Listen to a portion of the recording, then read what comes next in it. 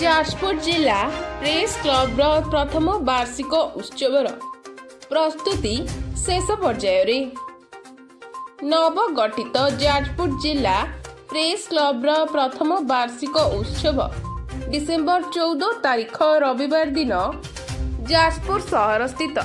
ଗୌତମ ବୁଦ୍ଧ ସଂସ୍କୃତି ଭବନ ପରିସରରେ ମହାସମାରୋହରେ ଅନୁଷ୍ଠିତ ହେବ ବୋଲି ଯାଜପୁର ଜିଲ୍ଲା ପ୍ରେସ୍ କ୍ଲବର ସଭାପତି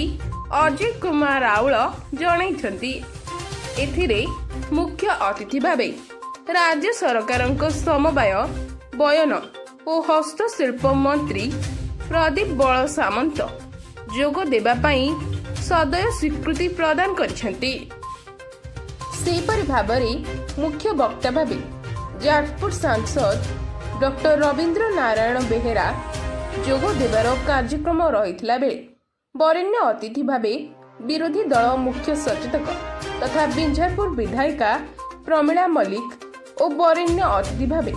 ପୂର୍ବତନ କେନ୍ଦ୍ରମନ୍ତ୍ରୀ ଶ୍ରୀକାନ୍ତ ଜେନା ଯୋଗ ଦେବାର କାର୍ଯ୍ୟକ୍ରମ ଅଛି। ସମ୍ମାନିତ ଅତିଥି ଭାବେ ବଡ଼ଚଣା ବିଧାୟକ ଅମର ନାୟକ, ଯାଜପୁର ବିଧାୟିକା ସୁଜାତା ସାହୁ, କୋରେଇ ବିଧାୟକ ଆକାଶ ଦାସ ନାୟକ, ବରୀ ବିଧାୟକ ବିଶ୍ୱରଞ୍ଜନ ମଲ୍ଲିକ, ଧର୍ମଶାଳା ବିଧାୟକ ହିମାଂଶୁ ଶେଖର ସାହୁ, ଯାଜପୁର ଜିଲ୍ଲାପାଳ ଅମ୍ବର କୁମାର କର,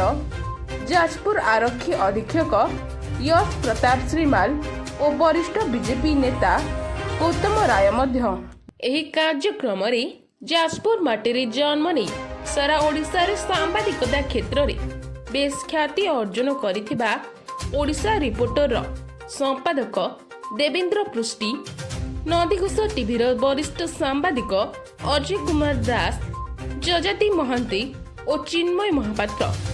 ଓ ଟିଭିର ବରିଷ୍ଠ ସାମ୍ବାଦିକ ଗୌତମ ପଣ୍ଡା ପ୍ରମୁଖଙ୍କୁ ସମ୍ବର୍ଦ୍ଧିତ କରାଯିବ ବୋଲି ଜିଲ୍ଲା ପ୍ରେସ୍ କ୍ଲବର ସମ୍ପାଦକ ତରୁଣ କୁମାର ନନ୍ଦଙ୍କ ଠାରୁ ପ୍ରକାଶ। ବ୍ୟୁରୋ ରିପୋର୍ଟ, ଓଡ଼ିଶା ସମାଚାର।